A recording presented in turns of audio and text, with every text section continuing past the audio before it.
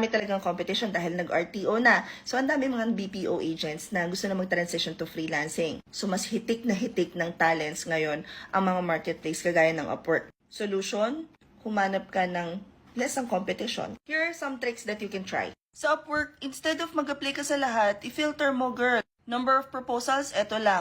Category, i-filter mo. Halimbawa, gusto mo non-voice, edi hanapin mo lang all admin support. Para siguradong bayad, reminder, go for hourly, and then ilagay mo kung magkano yung minimum na tatanggapin mo sahod. Tip number 2, ayusin mo yung profile mo. Dapat hindi puchu-puchu.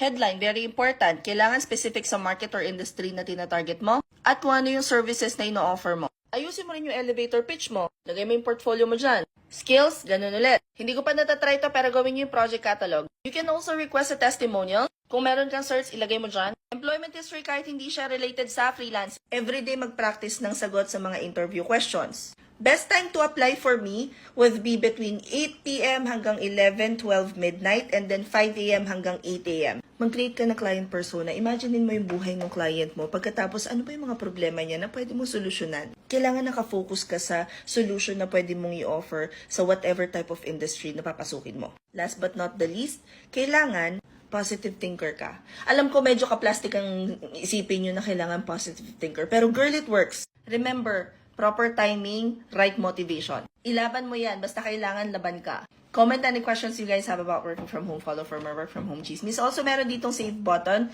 para in case gusto ninyong balikan kung ano yung mga filters na ginagamit ko sa Upwork. Mahirap talaga humanap ng clients ngayon.